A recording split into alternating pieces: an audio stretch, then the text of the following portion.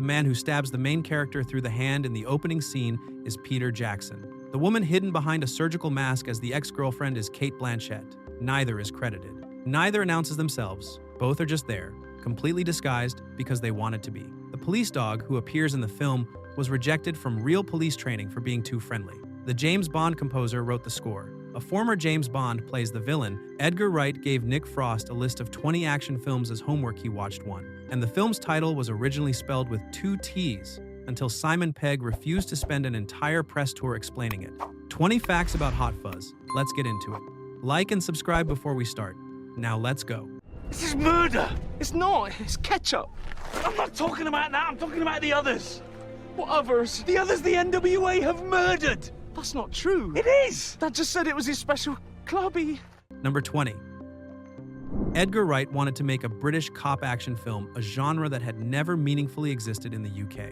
British crime drama meant detectives and procedurals, slow, restrained, dialogue-driven. The American action movie was a completely separate world built on car chases, explosions, and irreverent banter. Wright believed you couldn't parody or pay tribute to something you didn't know intimately from the inside, so he and Simon Pegg spent 18 months working on the script, and embedded inside that process was a systematic viewing of 138 action films. Not casual watching, analytical watching. They studied structure, cliché, rhythm, and escalation. Films ranging from Dirty Harry to Super Cop to Bad Boys 2. The goal was to understand the genre well enough to replicate it accurately and then break it deliberately. You cannot write a love letter to something you have only glanced at, and Wright wasn't going to glance. Nicholas, Frank again.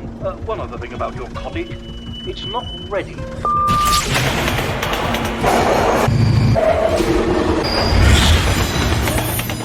Number 19.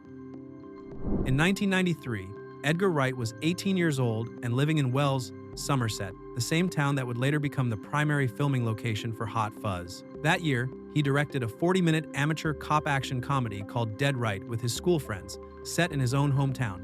It was his first attempt at the exact genre combination he would return to 14 years later with a major studio and a professional cast. Dead Right is not lost. It is included as a special feature on the Hot Fuzz 2-disc special edition DVD and Blu-ray releases, complete with a making-of featurette and 2 audio commentaries from Wright himself. The teenage prototype of Hot Fuzz is sitting inside the Hot Fuzz home video release. The film contains its own origin story as bonus content. Well, we can't accept gifts from somebody we've officially rebuked, so... Number 18. While researching the script, Wright and Pegg looked at actual data on British police officer names and found something they couldn't ignore. A disproportionately high number of UK officers were named either Nick or Andy. They used this directly. The protagonist became PC Nicholas Angel. The 2 detectives who spend the film giving him a hard time are both named Andy Detective Sergeant Andy Wainwright and Detective Constable Andy Cartwright. The surname Angel was borrowed from the film's own music editor, whose real last name it was, and the running joke where the local newspaper consistently misprints the name as Angle rather than Angel was pulled from the real life of the actual music editor. It had genuinely happened to him. The film's central character was built from occupational statistics and a real person's recurring frustration with bad typesetting. Someone from London call for you.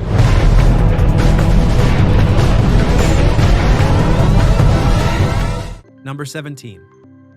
The deranged Father Christmas who drives a knife through Nicholas Angel's hand in the film's rapid-fire opening montage is Peter Jackson, the Oscar-winning director of the Lord of the Rings trilogy. He is not credited for the appearance. He does not announce himself.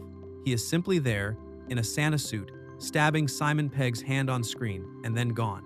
Wright and Jackson share a close friendship that has produced a habit of dropping into each other's productions. Jackson appeared here because he wanted to, because the part was available, and because he is the kind of filmmaker who finds this sort of thing genuinely entertaining. The uncredited nature of the cameo is part of the joke, a 3-time Best Picture winner hiding inside a 30-second background gag. Sorry, sir. Of course, we all appreciate your efforts, but you've been rather letting the side down. It's all about being a team player, Nicholas. You can't be the Sheriff of London. Number 16. Angel's ex-girlfriend Janine appears at a crime scene early in the film. Almost entirely obscured forensics hood pulled up, surgical mask covering most of her face. The actress playing her is Cate Blanchett, a 2-time Academy Award winner. The role was designed to be unrecognizable by intent. Blanchett was a fan of Shaun of the Dead and wanted to work with the team behind it. Wright and Pegg were happy to accommodate her, and the solution was a part where she could participate without the film suddenly becoming about her presence. The two biggest uncredited cameos in the film, Jackson and Blanchett, are both Oscar winners, both in the first 15 minutes and both constructed so that most audiences watch them without registering who they're looking at. It is a specific kind of flex from a filmmaker confident enough not to need the marquee value. Have you been stabbed, Sergeant Fisher? You? Well, I have. And I can assure you it is not the least bit amusing. Number 15. Filming in Wells meant that Simon Pegg and Nick Frost spent extended periods in the town in full police uniform, authentic enough that members of the public consistently mistook them for actual serving officers. People approached them throughout the shoot to ask for help, report concerns, or most commonly, ask for directions. Rather than break character or explain that they were actors, Pegg and Frost played along. They gave directions, they fielded questions, they engaged with the public as though they had both attended Hendon Police College and passed their assessments. Pegg later reflected that the experience gave him a brief and genuine sense of the authority a uniform carries in public. The way a costume changes how strangers perceive and approach you, entirely independent of whether you have any real power at all. Hasn't been a recorded murderous son for 20 years. There's a reason we accommodate a few of the younglings at the pub.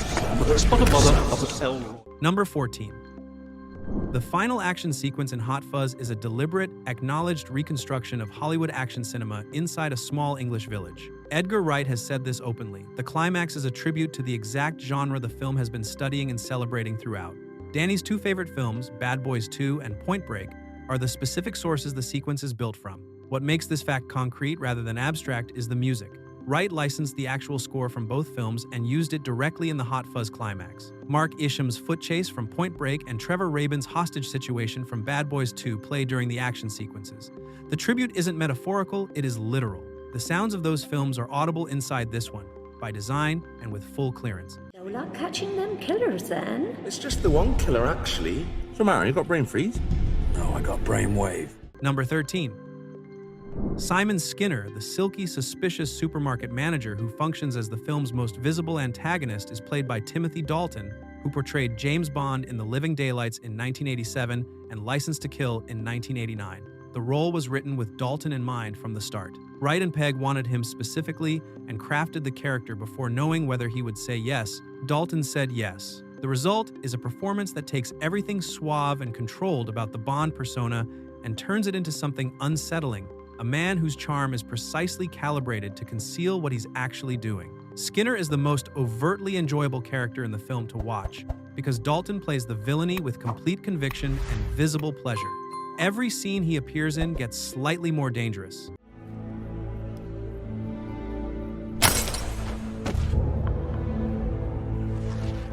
Number 12. The film's score was composed by David Arnold, who at the time was the principal composer for the James Bond franchise, responsible for the scores of Tomorrow Never Dies, The World Is Not Enough, Die Another Day, and Casino Royale. Having a Bond composer score a film where a former Bond plays the villain is the kind of symmetry Wright builds into his projects intentionally. Arnold's contribution included a track called Lethal Fuzz, which was constructed from samples taken directly from the theatrical trailers of the first 4 Lethal Weapon films. It is an action parody score hidden inside an actual action score, a meta-joke about film music embedded in the film music itself, audible to anyone who can identify the source material, and invisible to everyone who can't. Mr. Skinner, do you mind telling me how you know the identity of the persons involved? You know how it is. News travels fast. Number 11.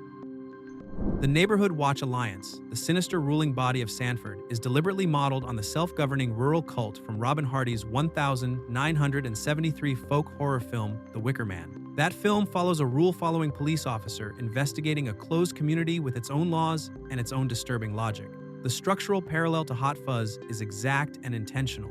Edward Woodward, who played the doomed police officer in The Wicker Man, appears in Hot Fuzz as Simon Skinner's counterpart, the leader of the very kind of organization his 1973 character was investigating.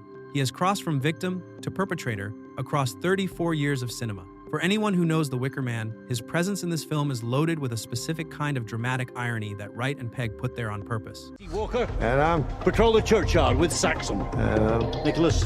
Danny. You know what to do. Number 10. Edgar Wright structured the film as a literal face-off between 2 eras of British performance. The Sanford police force Angel, Danny, and their colleagues is populated with comedic actors at the earlier stages of careers that would later grow significantly. Simon Pegg, Nick Frost, and a pre-Oscar Olivia Colman are all present. On the other side of the film, the Neighborhood Watch Alliance is a gathering of British acting legends. Timothy Dalton, Jim Broadbent, Edward Woodward, Billy Whitelaw. Every scene between the two groups carries the weight of that generational contrast. The young comedians playing cops against the classical stage and screen actors playing murderers. Wright has said the dynamic was built into the casting by design. The idea that a village where everything looks perfect on the surface would be run naturally by people whose authority and competence were beyond question. Legends hiding in plain sight as villains in a small town. Out! Is there a problem, officer?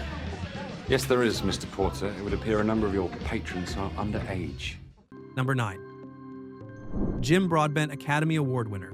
One of the most respected character actors working in British film and television, was a dedicated fan of Shaun of the Dead. He wanted to work with Wright and Pegg badly enough that he approached them directly before there was any role available for him. He effectively asked to be in their next film without knowing what that film would need him to do. Wright and Pegg responded to this by writing a part specifically for him. Inspector Frank Butterman, the warmly hospitable, deeply suspicious chief of the Sanford Police, was constructed around Broadbent's presence and sensibility. An Oscar winner campaigning for a role in a small-town British comedy is unusual. That the campaign succeeded and produced one of the most unsettling performances in the film is the satisfying conclusion to a story that started with a fan letter that wasn't a letter. For the breakfast.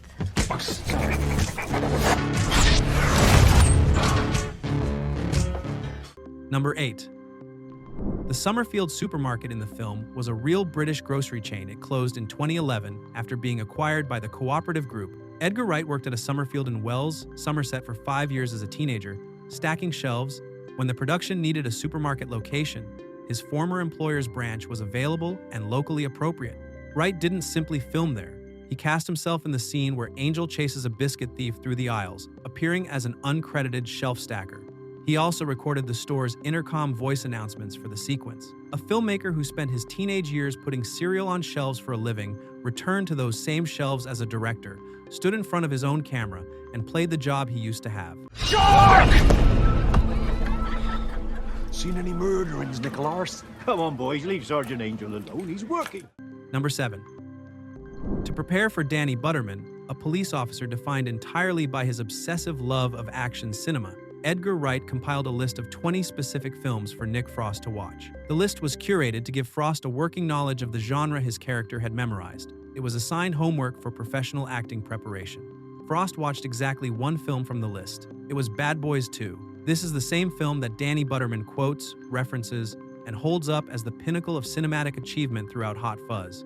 The accidental result of Frost's selective homework is that his character's specific obsession is the one film he actually studied. The under-preparation mapped directly onto the character. Whether Frost's choice was deliberate or simply the path of least resistance, it worked completely. What about Lethal Weapon?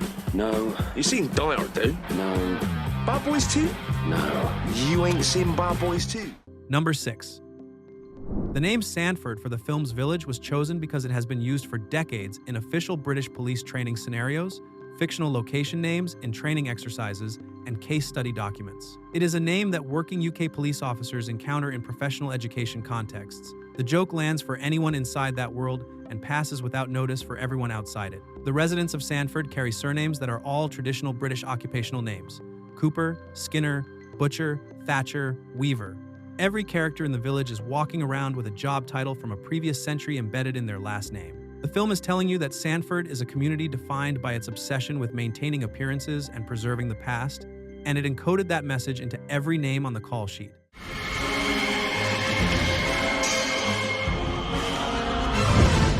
Stop! Number 5. Nicholas Angel originally had a romantic interest in the script, a character named Victoria who would develop a relationship with him across the story. As the screenplay evolved, Wright and Pegg decided to remove Victoria entirely. Rather than discard the dialogue they had written for her, they reassigned it almost verbatim to Danny Butterman. The result is that the emotional core of the film, the intimate, earnest, gradually deepening connection between Angel and Danny, is built on lines written for a romantic partner. Danny says things to Angel that were conceived for a love interest. Their friendship feels like the film's central relationship in a way that sits slightly outside the usual register of male friendships in action cinema, and that quality is not accidental. The love story is still in the film, it just transferred to a different character. No luck catching them killers then. No luck catching them killers then. Number 4. The dog playing Saxon, the Sanford Police Department's patrol dog, is named Samson. Prior to appearing in this film, Samson had been put through the selection process for the Avon and Somerset Police's Real Dog Unit. He did not pass. The reason given by the officers assessing him was that he was too friendly for operational police work. He lacked the necessary aggression to function as a working animal in genuine law enforcement contexts. The filmmakers found Samson through a charity advertisement and cast him immediately. The dog, deemed unsuitable for actual police work, became the fictional police dog in a film about a cop sent to the most polite village in England. The parallel between Samson's temperament and the specific gentle absurdity of Sanford as a location was either noticed or invented after the fact, but either way it fits. What's the situation? You know the situation. We've been over this. No, I meant here. Number 3. Hot Fuzz sits at the center of what became known as the Three Flavors Cornetto Trilogy, the informal grouping of Wright and Pegg's 3 genre comedy collaborations. Shaun of the Dead came first in 2004, built around the zombie film. Hot Fuzz arrived in 2007, built around the cop action film. The World's End closed the trilogy in 2013, built around science fiction. Each film is associated with a specific Cornetto flavor and a specific genre template being dissected from the inside.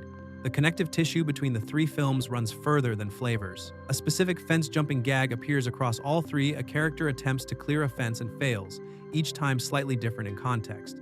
A particular arcade machine appears as background dressing in all 3 productions. The same core cast and crew run through every film. Wright built a trilogy where the connections reward people who are paying close enough attention, and where casual viewers can watch any individual entry without needing the others.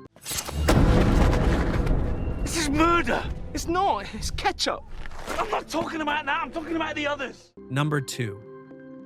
Hot Fuzz reads visually as a film that is largely practical, real locations, real stunts, genuine physical comedy. The digital effects work is invisible by design, which is the highest compliment you can pay a visual effects department. The original plan called for approximately 45 effects shots. The final cut contains over 300. The additions include muzzle flashes, bullet impacts, dust hits, sparks, and animated blood across more than 70 gunfight shots. Visual effects supervisor Richard Briscoe oversaw a process of gradually enhancing the film's action sequences in post-production to give them a scale that the locations and practical work alone couldn't produce. The town square shootout and the supermarket battle both contain significant amounts of invisible digital enhancement. The audience never registers it as digital because the purpose of every effect is to look like nothing happened. Oh, fuck off, grasshopper. No! Jesus Christ! Number 1. Edgar Wright's original title for the film was Hot Fuzz, 2 T's, intentional. The thinking was a parody of the matching internal patterns found in action movie titles, Lethal Weapon, Point Break, Die Hard. The double consonant was a joke at the expense of a specific typographic habit in action cinema branding. Simon Pegg vetoed it. His reasoning was entirely practical and had nothing to do with the joke's quality. He calculated that if the title was spelled Hot Fuzz with 2 T's, every single press interview and promotional appearance for the film's entire theatrical and home video run would include someone asking about the extra letter. A journalist asking why the T is doubled is an interesting question once. It becomes a form of psychological erosion after the 50th time. Pegg wasn't willing to spend a year answering it. The second T was removed. The film was called Hot Fuzz. Hang on! Everything's gonna be fine. Everything's gonna be fine. Pegg saved himself from a fate that the title's quality as a joke did not deserve. 20 facts about Hot Fuzz. Peter Jackson in a Santa suit, Cate Blanchett behind a surgical mask, a dog too friendly for real police work, and a title that almost had an extra T. If any of these changed how you see the film or made you want to rewatch it tonight, drop it in the comments. Like, subscribe, and we'll see you in the next one.